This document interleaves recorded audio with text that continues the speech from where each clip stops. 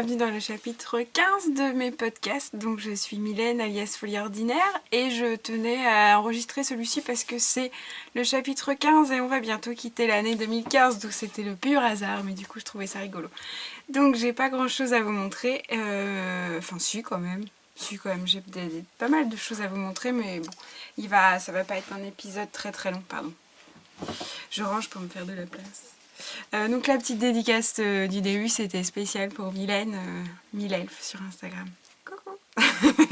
Petit démarrage en chanson qui lui avait plu. J'espère que ça t'aura plu aussi. Voilà, donc on va commencer tout de suite. On commence par le tricot, après une partie couture comme d'habitude. En couture, j'ai peu de choses à vous montrer. J'ai un projet en cours, bientôt fini mais pas fini, ma robe de Noël. Et en tricot, j'ai un projet fini, un quasiment fini, et puis c'est à peu près tout. Voilà, les dernières semaines d'école, c'était un peu chargé. Du coup, le tricot, c'était pas la priorité, et j'avais celui-ci à finir. Donc voilà, donc c'est parti. Donc pour le tricot, je vous montre ce que j'ai fini. Donc je vous avais parlé d'un test que j'ai fait pour Françoise, alias Aroa Knits, donc qui vit au Japon. Donc c'est un modèle qui s'appelle Ode to Autumn et que voici, que j'ai fini. Tadam. Donc c'est un triangle asymétrique. Hop. Voilà. Et normalement donc il y a 5 couleurs et moi je l'ai fait en 4 couleurs. Donc je vous avais déjà parlé des bordures, des couleurs. Donc les couleurs, on a la bordure. Donc moi je l'ai fait, toutes les laines ce sont des pimprenelles de graines de laine de Laurence. Donc celle du bord, je ne vais pas passer trop de temps parce que ça fait plusieurs fois que je les présente. Celle du bord, c'est reflet sur l'ardoise. C'est un gris avec du moucheté bleu. Et après, j'ai un dégradé de bleu-vert. Alors, j'ai celui-ci qui est le plus clair, qui est comme mon Mirajane, au cœur du lagon. Après, j'ai un peu plus foncé ici, Précieuse Amazonite. Et enfin, j'ai Diabolomante. Donc la dernière fois, je vous avais dit que le Diabolomante, il avait un aspect vachement plus soyeux et moins gonflant que les autres. Donc je ne sais pas si vous le voyez bien à la caméra, mais voilà. On croirait qu'il est légèrement plus fin. Donc j'ai demandé à Laurence par curiosité. En fait, elle me disait que ça dépendait de son fournisseur. Des fois, elle a des arrivages où c'est moins gonflant et comme ça. Donc ça peut dépendre du traitement de la laine et tout. Donc elle n'y est pour rien. Mais moi, j'ai aucun problème. Hein. Je la trouve très jolie aussi. Mais du coup, c'est vrai que en aspect, ça se sent. Elle est plus douce et moins dufteuse en fait. Moins gonflante. Tout simplement. Donc voilà, donc c'est je repeins vite fait de la construction. Donc cette fois-ci, il est sorti. Donc aujourd'hui, nous sommes le mardi 22 et le châle est sorti. Pardon, le châle est sorti hier. Donc le lundi 21. Donc vous pouvez le trouver via Ravelry. Donc, et on commence par la pointe. On commence avec quelques rangs. Donc en fait, il se tricote dans ce sens-là. Donc quelques rangs de bordure et après on enchaîne avec des sections de dentelle. Donc normalement les 3 premières sections ici sont de la même couleur et après les 3 dernières sections sont d'une couleur différente. Et ma 3e couleur c'était un bleu et en fait donc c'est pas ça qui me gênait, moi j'aimais bien l'association du bleu aussi avec. Mais du coup ici je me suis trompée, je vais rester dans la première couleur au lieu de changer pour la 3e section. Voilà, je me suis trompée. Et en fait, je me suis rendu compte quand j'étais quasiment à la fin. Donc ça m'a cassé les pieds de les faire. Du coup, je me suis dit, bon, je le fais. Et puis ça fait une version différente. Donc en 4 couleurs. Pour celles qui le souhaitent, j'ai mis le métrage. Il en faut pas beaucoup plus. Il n'y a vraiment que la dernière couleur où il m'a fallu quasiment un écheveau complet. Mais il m'en reste un peu. Donc je vais vous montrer. Elles sont là. Elles sont rangées. Mais... Donc, le gris... Pour comparer, cet écheveau-là, il est complet. La bordure, il est voilà, quasiment complet. J'ai utilisé 150 grammes. 150 mètres, pardon. J'ai utilisé 150 mètres de bordure. Celui-ci, donc c'était déjà un reste, donc c'est pas trop comparable. il y a celui-ci, c'est pareil, il en reste encore pas mal. Et par contre, la dernière couleur, hop, voilà, il y en a beaucoup moins. La dernière couleur, je peux vous le dire. Donc quand j'ai fini mes échevaux de tricoter, je les range de côté et dedans je mets un petit papier avec le grammage qu'il me reste et le métrage. Comme ça c'est plus rapide pour s'y retrouver. Donc par exemple sur celui-ci, il me reste, donc Diabolomante, il me reste 45 grammes et ça fait à peu près 180 mètres. Pour savoir combien ça fait en métrage, je fais une règle de 3 toute simple. Hein. Il n'y a rien de compliqué. Voilà, à partir du début. Alors après, c'est vrai que c'est du métrage approximatif, mais en général, bon, je pense que c'est quand même assez fidèle. Donc, ces trois-là, je ne sais pas ce que j'en ferai, puisque du coup, il me reste même pas un écheveau. Celui-là, je sais pas. On m'a demandé si on pouvait me l'acheter, mais non, je suis désolée, il n'est pas à vendre. En général, je les garde pour des projets comme ça, impromptus comme celui-ci. Et après, celui-ci, il m'en reste deux autres. Voilà. Donc je pense j'avais acheté ça pour faire un pull. Du coup, il me reste 800, 904. Ouais, il me reste un peu moins de 1000 mètres. Donc je vais voir, ça fera peut-être un petit gilet.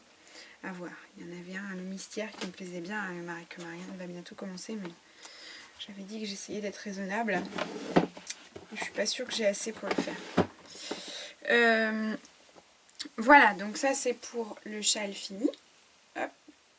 Et alors il y en a certaines qui m'ont demandé au niveau de la grandeur. Alors moi je tricote très serré, ce qui fait qu'il y en a certaines qui l'ont fait, notamment l'instagrammeuse Amélia Putz, qui était aussi de la partie pour faire le test, qui a l'air de tricoter beaucoup plus large que moi. Donc le mien fait pas très large en fait. Je pense que si c'était à refaire, je rajouterais 2 sections en plus. Par contre, du coup, c'est assez long. Parce que donc c'est de la dentelle. C'est de la dentelle, donc moi j'aime beaucoup. J'étais tombée amoureuse de cette dentelle quand j'avais vu les photos. Et donc elle n'est pas compliquée, hein, c'est que des jetés ou des mailles tricotées ensemble. Mais par contre, il faut bien compter. Parce qu'il faut bien compter pour retomber sur ses pieds et surtout pour pas décaler le motif. Donc j'ai quasiment pas eu de soucis. Mais voilà, c'est pas un tricot reposant non plus, c'est pas un tricot, c'est un tricot qui peut être prise de tête sinon. Pardon. Excusez-moi, je me cache parce que je suis en train de bâiller comme une malpropre. C'est les vacances et j'ai le sommeil qui retombe. Excusez-moi. Donc voilà, donc c'est un tricot qui est sympa à faire. Pour celles qui aiment la dentelle, c'est une très jolie dentelle. Le tout, c'est vraiment de bien compter. Si on compte bien, on n'a pas de risque, on tombe sur ses pieds.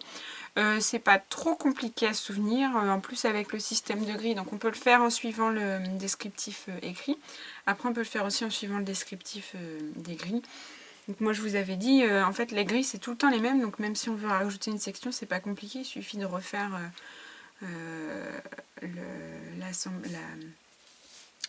la continuité des grilles, parce qu'en fait pour une section comme ça il y a 5 grilles à suivre, donc 5 grilles, sachant qu'une grille c'est une dizaine, 12 rangs, donc en tout ça fait 12 fois 5 rangs ici, là, une section. Et en fait on utilise toujours les mêmes. Quand on a fini ici, hop, là on recommence à la première grille, deuxième grille, troisième grille, quatrième grille, cinquième grille, hop, après on recommence, première grille, deuxième grille, etc. Donc c'est bien fait. Et même en anglais, du coup, moi j'ai quasiment pas utilisé. Il y a beaucoup de pages dans ce patron là, mais en fait si on fait pas les écritures et qu'on suit vraiment que la grille, il n'y a pas besoin de se casser les pieds avec la traduction, c'est pas compliqué au niveau de l'anglais. Il est abordable du coup pour celles qui ne sont pas anglophones. Voilà. Et alors pour le porter, on m'a demandé aussi, mais comme il est asymétrique, vu qu'il n'est pas trop grand, est-ce que ça te dérange pas pour le porter? Alors moi j'ai jamais de problème avec les formes de châle. En fait, il y en a que les formes gênent, certaines n'aiment pas les formes. Moi j'ai pas de problème en fait, je l'enroule et puis je l'arrange. Voilà, je trouve qu'il y a toujours une façon de le porter qui est sympa. Voilà. Donc là ça fait presque un col. Après j'ai fait une photo aussi où j'ai porté plus...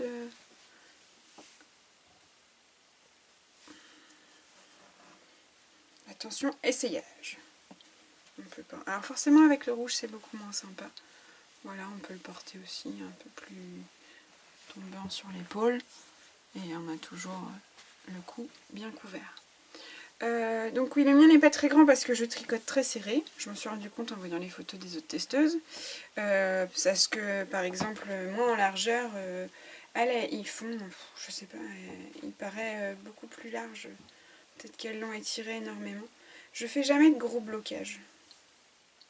Donc pour celles qui m'ont demandé, il y en a pas mal qui m'ont posé la question, mais qu'est-ce que c'est le blocage?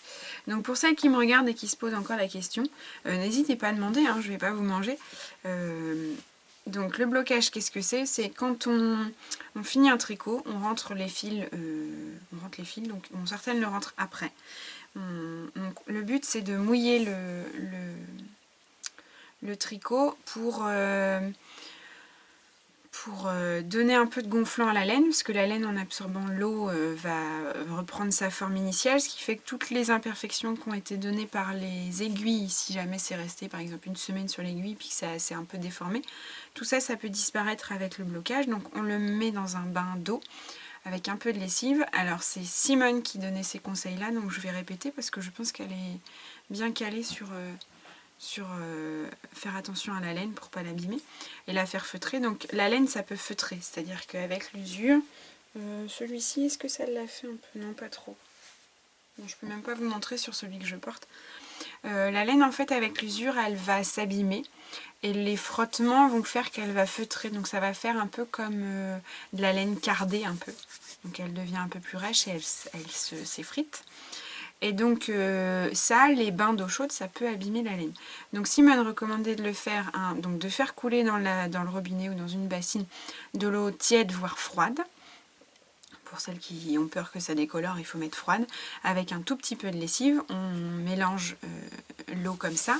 Ensuite on arrête le jet d'eau et on plonge le tricot dedans. Parce que si on met le tricot sous le jet d'eau, rien que le jet d'eau qui tombe sur le tricot, ça peut l'abîmer à un endroit. En fait, ça peut faire feutrer. La laine, c'est très fragile. Donc voilà, donc il faut plonger dans un bain d'eau limite froide. Ensuite, il faut le laisser baigner un peu. Après, moi, je le sors.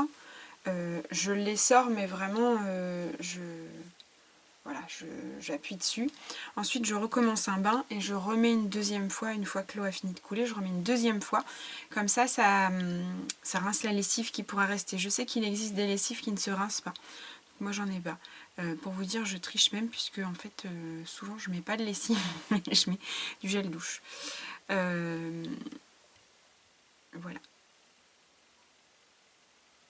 Donc, oh, j'ai un blanc, je suis fatiguée. Donc, on le plonge, ensuite on le rince, et ensuite, une fois qu'il est passé dans le deuxième bain d'eau sans lessive, je le ressors, et là, cette fois-ci, je refais pareil, une pression, mais un peu plus, mais sans bouger trop. Et voilà. Et après, donc là, c'est le lavage. Et pour le blocage, donc le but, c'est de le faire sécher à plat. Parce que si on le fait sécher dans ce sens-là, ça va avec l'eau, la laine va s'alourdir et ça va s'étirer. Donc pour les gilets, ça peut déformer les gilets, les rallonger, etc. Donc bon, si vous les voulez plus larges, peut-être que ça peut se négocier, mais je suis pas sûre que ce soit très bon. Et après, donc on le met à plat. Donc moi, je mets ça sur une serviette éponge. Donc j'ai la chance d'avoir un plancher chauffant.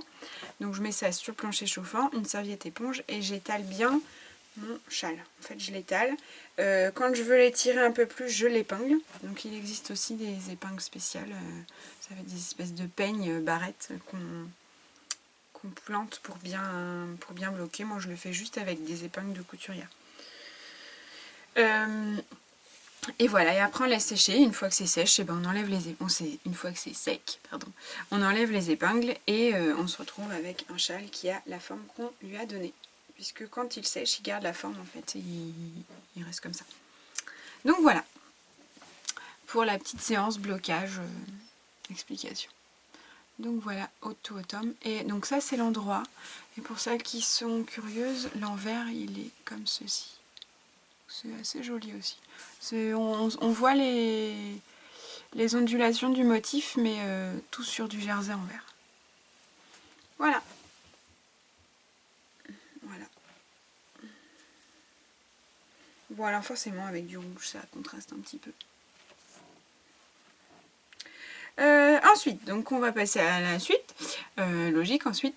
Euh, J'ai pas beaucoup avancé le tricot parce que du coup j'avais une échéance très courte sur celui-ci, donc je l'ai fini. Mais depuis que je l'ai fini, je me suis dit allez, je reprends un petit peu. Donc je voulais faire un cadeau de Noël que je ne vous montrerai pas, que j'ai commencé. Sauf que mes aiguilles étaient sur mon doubleur. Donc je me suis dit, il faut que je finisse le doubleur. En plus, j'ai pas 36 trucs à faire, donc les derniers rangs sont longs, mais j'en ai pas non plus, c'est pas non plus la fin du monde. Donc je m'y suis mise. Est-ce que je vous le montre? Est-ce que je vous fais le petit temps, machin là? Je pense que là, tout le monde l'a à peu près vu. Donc je vais pas vous refaire le temps, j'espère juste que voilà, je vais pas vous embêter et vous spoiler, mais normalement depuis le temps qu'il est fini, j'ai regardé, il avait été commencé le 6 novembre.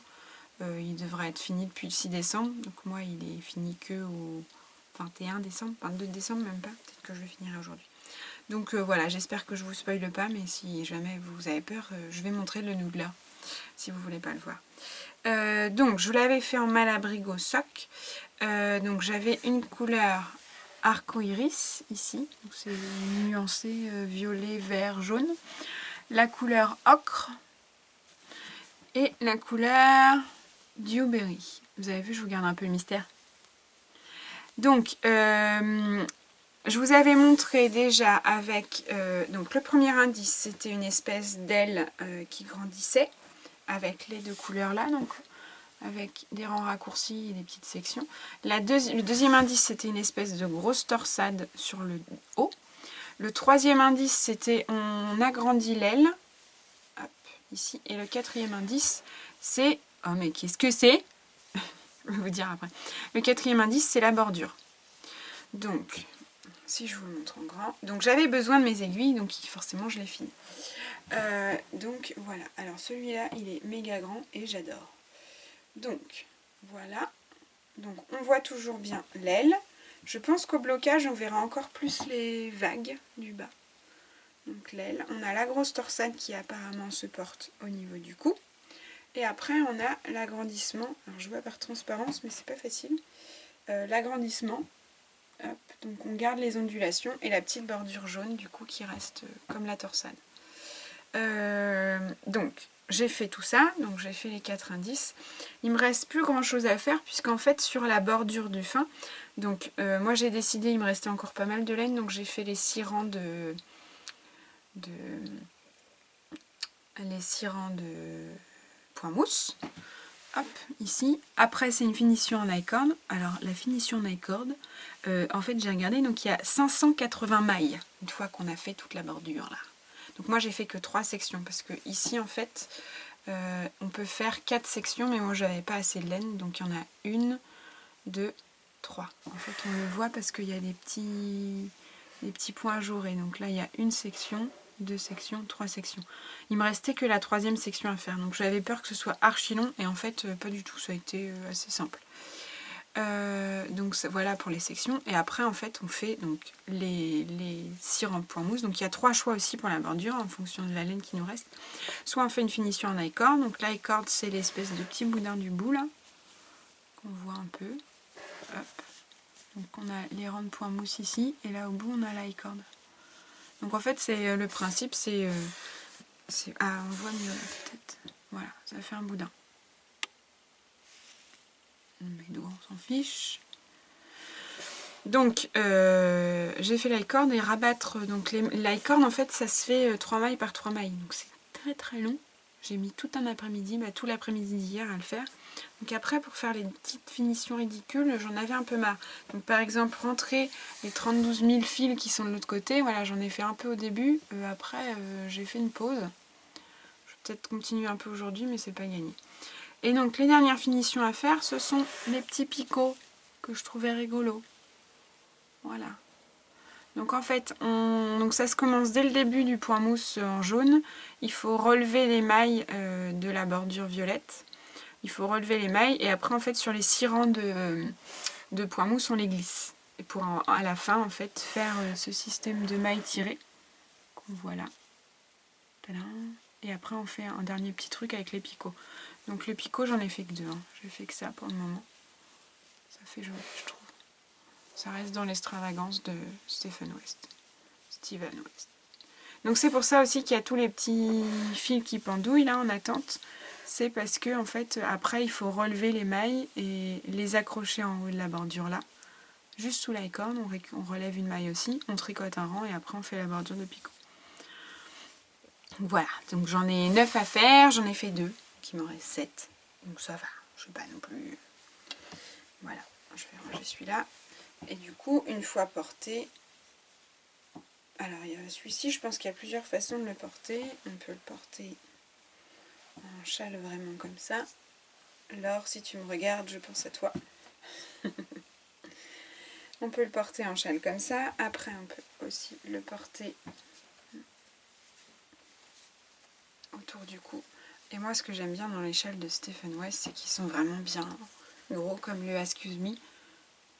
Hop, voilà. Là, j'ai bien le cou couvert. Je peux même encore, si j'ai encore froid, je peux même encore rajouter du tricot en dessous. Et voilà. On voit bien la petite finition, là, c'est sympa. Voilà. Et donc, pour les couleurs, je suis contente de mon choix. Donc, les couleurs, ces laines-là, je les ai achetées chez Lille Wezel. J'attends toujours le podcast de Karine. Elle nous avait parlé de faire un podcast humoristique, ça me ferait beaucoup rire. On attend, on y croit toujours. Donc je les avais achetés chez elle et je regrette pas du tout. J'avais jamais tricoté la Malabrigo Sock. J'ai commencé mon morning in Engelberg en Malabrigo Rios. Elle est sympa aussi, mais celle-ci j'aime vraiment bien. C'est une laine fingering. Ils disent même que c'est de la light fingering, mais je suis pas trop d'accord. Moi, c'est de la fingering. Voilà. Pour les petits détails.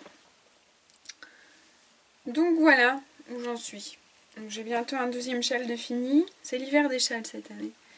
Et donc le Buchaner, par contre, donc j'ai pas beaucoup avancé non plus.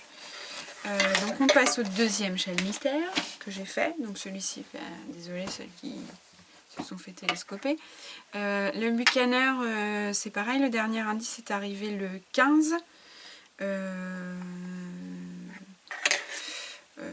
Donc je vais vous le montrer aussi. J'espère que personne ne sera offusqué non plus. Hop, que je vous le mette à l'endroit. Donc vous allez voir, j'ai quasiment pas avancé. Je vous avais montré le premier indice. Donc le premier indice, c'est l'espèce de slip là, la pointe. Le deuxième indice, c'était les vagues, que je vous ai expliqué que je me suis trompée et au lieu de les faire le point dentelle en jersey endroit, j'ai fait le point dentelle sur du point mousse. Donc on verra quand même bien. Je pense que le blocage, ça va étirer en fait et on verra mieux les troncs. Voilà, et en fait le troisième indice, donc moi j'en suis au troisième indice alors que le cinquième est sorti. Le troisième indice, on recommence avec la première couleur. Et en fait on part donc dans un sens on part en augmentation et dans l'autre sens on part en rien du tout, c'est droit. Hop, on voit un peu mieux. Et donc voilà, donc il faut faire 40 répétitions de point mousse, 40 barres de point mousse, donc 40 fois un rang droit, un rang vert. Là j'en suis à 12. Voilà, j'ai pas beaucoup avancé celui-ci. Je l'ai mis de côté. Et comme mes aiguilles, c'était pas le 4,5, c'est pas celui-là que j'ai repris. Puis quand j'ai vu en fait l'autre où j'en étais, je me suis dit que c'était pas très grave. Donc ces laines-là, c'est les laines de la Féfile. J'ai un peu de toutes les laines en ce moment. Je fais des essais. Mais j'en suis contente de toutes pour le moment. Au niveau du rendu, de la douceur, de la façon de tricoter, c'est agréable. Voilà, pour le tricot c'est fini. On va passer à la couture. Je commence à avoir faim, il est midi. On va passer à la couture. Donc la couture, je vous avais parlé, donc je vous avais montré mon sweat ondé. Je vous avais parlé d'une robe sur eau. Sur Instagram, j'ai fait un petit sondage pour le biais. J'ai 3 biais qui reviennent énormément, dont les 2 qui me plaisaient et les 2 parmi lesquels j'hésitais. J'ai pas encore fait le... Je vais faire un petit tableau avec le récap de combien de votes pour qui. Et après je vais m'occuper à ça. Alors pas tout de suite parce que demain je pars dans la famille pour faire Noël. Donc on part à la campagne en Bourgogne. Rocco Simone. Et, et du coup, je vais pas emmener ma couture, je vais emmener du tricot, mais pas la couture. Donc la robe sur eau, ce sera pour après, même si j'ai énormément envie de la faire. Par contre, je me suis dit que je me fais tous les ans une robe de Noël. C'est un vieux prétexte pour faire une robe, en fait. L'année dernière, j'avais fait une robe Belladone. Celle que vous avez vue avec le tissu vert bleu à chevrons. Voilà, et cette année j'ai fait la robe Emma. Alors, la robe Emma de la Maison Victor. Donc je l'ai faite en taille 40, mais alors ça c'est complètement inutile que je vous donne la taille. D'habitude je trouve qu'il taille très bien, et là je pense que mon tissu a fait que ça va pas trop. Je vais vous montrer pourquoi. Donc je vous la montre en photo. Si je la retrouve, c'est toujours le même problème quand on cherche un truc dans un magazine, on perd 3 heures à trouver. Donc la Maison Victor, c'est un magazine. Alors, je crois que c'est belge, parce que je sais qu'il y a une version qui doit sortir je pense que c'est du wallon, je pense que c'est belge, parce que du coup il doit y avoir une partie qui sort pour le côté wallon et une partie qui sort pour le côté francophone. Et du coup, donc la Maison Victor, c'est un magazine qu'on peut trouver en français. Alors, j'en avais déjà parlé, au niveau des tailles, moi je trouve qu'ils sont très bien. Ils font des... Pas tous les patrons, du coup je me suis rendu compte, mais certains patrons vont dans des tailles jusqu'au 54, 34, 54. Ils font des modèles enfants, des modèles hommes, des modèles femmes. Alors, au niveau du choix des tissus, c'est un peu mieux mis en valeur que les burdas. Par contre, au niveau de la traduction, ils sont nuls. Il faut se référer au dessin technique, et puis sinon il faut faire à sa sauce, hein, parce que des fois pour comprendre où ils veulent en venir, c'est pas gagné, hein. Donc la robe Emma, c'est dans le magazine de l'hiver de l'année dernière. Donc la voici. Donc c'est une robe en décolleté avec une ceinture. Alors forcément c'est un peu noir, on voit rien. Il y a une ceinture, et en fait c'est assez bouffant, et il y a des plis, des jolis plis. Donc normalement sur les épaules il y a une partie qui est différente. Donc là ils ont mis du paillette. C'est pas trop mon truc. Et au niveau de ce qui est sympa, c'est le dos. Donc le dos il est ouvert en bas, et en haut en fait ça fait 2 triangles qui se superposent. Voilà, je trouvais ça joli. Et ce qui me plaisait aussi, en fait au début je voulais pas spécialement la faire, et l'année dernière, donc j'achète régulièrement du tissu chez Pretty Mercerie. L'année dernière j'ai fait une commande et ils avaient sorti du néoprène. Donc le néoprène, qu'est-ce que c'est? C'est ça. Donc c'est du néoprène bicolore. Le néoprène c'est un peu le tissu qu'il y a dans les combinaisons de plongée. Donc c'est un tissu très souple. Donc là il était plié, donc il y a quelques marques, mais sinon ça froisse pas du tout. Voilà. Et donc il est bleu marine d'un côté et il est gris de l'autre, gris chiné de l'autre côté.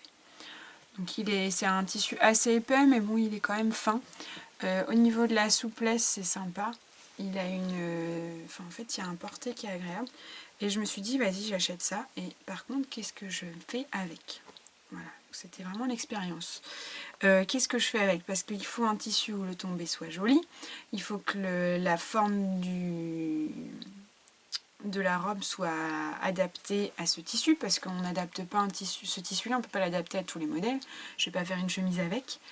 Parce que regardez, il y a une souplesse, mais il est quand même assez rigide. Il se place, il est assez rigide et il est assez lourd. Donc on ne peut pas faire n'importe quoi avec. Et en fait en regardant, donc j'ai tapé robe néoprène sur Google Images, et je suis tombée sur des robes comme ça avec des plis. Alors j'ai vu je sais déjà oublié le nom des plis. C'est pas des plis plats, c'est des plis.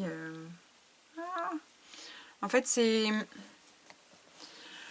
le principe, c'est qu'on rabat, hop. Voilà, c'est un pli comme ça. Celles qui ont le nom, n'hésitez pas à le donner. J'ai oublié, j'ai un trou de mémoire. Donc voilà, c'est un pli qui est rabattu comme ça. Donc c'est pas un pli simple, c'est un double pli, et tout converge vers le milieu en fait. Les plis convergent vers le milieu. Et du coup ça fait on le voit un peu là, hein, ça fait un tombé sympa au niveau du port du tissu. Et donc j'ai regardé dans ce que j'avais, et celle où il y avait ce genre de pli, c'était la robe Emma. Donc je me suis réfléchie, je me suis dit en plus le décolleté comme ça, près du corps, ça peut être joli. Et voilà, donc j'ai acheté le tissu, je m'étais dit je la ferais et je ne l'avais pas faite encore et la voici. Donc elle est presque finie. Alors forcément à montrer ça va peut-être pas être évident. Donc voici le haut. Donc on a le décolleté. Donc là vous pouvez apercevoir les deux triangles qui se superposent. On a la ceinture. Et ensuite on a les fameux plis avec la jupe. Voilà. Donc elle est assez lourde. À porter ça va. Donc qu'est-ce que j'ai fait? Donc normalement la robe Emma elle a toute une parmenture intérieure, en fait tout le haut est doublé et la ceinture aussi, et après le bas de la robe n'est pas doublé. Donc moi j'ai pas voulu doubler parce que je me suis dit doubler du néoprène, j'y crois moyen. Donc j'ai fait par contre des ourlets partout. Donc hop, j'ai fait des ourlets doubles pour que ça tienne bien. Voilà, qu'on retrouve partout, hein. Je pense que même sur le bas de la robe je ferai la même chose. J'ai même ourlé la ceinture parce que le problème qu'il y avait c'était... Ah donc oui, je vous ai pas montré le dos. Donc le dos il est comme ça. Et le problème que j'avais c'était là en fait. Mon ourlet de ma ceinture, je le fais comment? Donc j'ai fixé la ceinture avec le haut et après j'ai juste fait une piqûre au niveau de la ceinture. Hop, voilà, à l'intérieur, à l'extérieur. Du coup, au niveau de la jonction, ça donne ça et ça permet de tenir l'ourlet à l'intérieur, ce qui fait que quand je la porte, ça ne se voit pas. Donc ça. Donc là, il me reste l'ourlet du bas à faire. J'hésite limite à le faire, mais je pense que ça fera plus propre. Puis ça rappellera le haut. Ouais, ça finira mieux. L'ourlet du bas à faire et puis le dos. Donc il faut que je le fasse aujourd'hui puisque je m'en vais demain. Ce qui est sympa du coup aussi, c'est que quand la jupe se lève, le tissu intérieur n'est pas moche, c'est un joli gris chiné. Et par contre, donc, le seul problème que j'ai rencontré, normalement c'est une robe qui a une fermeture sur le côté. Je ne l'ai pas mise parce que le tissu du coup il est élastique. Donc j'ai pas fait de couture élastique comme pour le jersey. J'ai fait une couture normale, mais du coup ça a quand même une certaine élasticité. Et quand je l'ai essayé, en fait il était beaucoup trop grand au niveau des emmanchures et même au niveau de la taille. Donc j'ai épinglé comme je voulais la porter. Donc, par exemple, j'ai pris le tissu comme ça de chaque côté et puis j'ai essayé de faire la même distance, puis j'ai épinglé comme ça. Et après en fait j'ai retourné la robe et j'ai mesuré combien j'avais épinglé de l'autre côté. Donc j'ai fait la même chose et j'ai repris, donc par contre je l'ai fait en haut et en bas. Et donc j'ai épinglé en haut et en bas et après j'ai retourné la robe, j'ai remis les épingles correctement et j'ai refait une couture du coup en échancrant un peu plus la taille. Ce qui fait que maintenant j'ai la taille qui est bien marquée, comme ça, et en fait du coup elle me va très bien. Et donc je me suis retrouvée forcément avec des centimètres trop. Hop, et j'ai tout coupé. Donc j'ai coupé ça de chaque côté. Voilà. J'entends du bruit derrière, ça me perturbe. Je vous montrerai une photo portée. Tadam! Voilà pour la robe Emma. Donc par contre portée, elle fait vraiment boum. On croirait que j'ai une culotte de cheval, mais en fait c'est la culotte de cheval. Mais ça fait vraiment la forme que je voulais. Ça fait très cintré à la taille, à la poitrine. Sur le devant, en plus, le néoprène, ça tombe nickel. Ça fait tout lisse, c'est beau, soyeux. Enfin, ça fait presque robe de bal, de soirée. Et après, du coup, passer la ceinture, j'ai vraiment le gonflant et le tournant. Enfin, ça se porte tout seul, quoi. On voit bien. Voilà. Donc ça, c'est pour la couture. Du coup j'ai rien d'autre à vous montrer parce que je me suis concentrée là-dessus. Les prochaines choses que je vous montrerai, je vous l'ai dit, c'est la robe sur eau. Je pense aussi que je ferai quelque chose en jersey. Il faut absolument que je fasse la chemise Jolene aussi, dont je vous parle à chaque fois mais que j'ai toujours pas commencé. Voilà, mais là la prochaine période, janvier en général, c'est un peu plus calme que décembre, donc ce sera plus simple. Je vais vous laisser là. Je pensais pas parler beaucoup, puis en fait j'ai bien parlé, je crois. Je voulais juste dire merci à Mathilde qui m'a envoyé une jolie petite pochette. Tadam, doublée avec du tissu à carreaux de maîtresse, trop la classe, et avec mon nom dessus. Et un petit ça. Voilà, merci Mathilde. Je vous remercie d'avoir suivi jusque-là. Je vous souhaite de bonnes fêtes de fin d'année. Et je crois que j'en ai oublié. Non.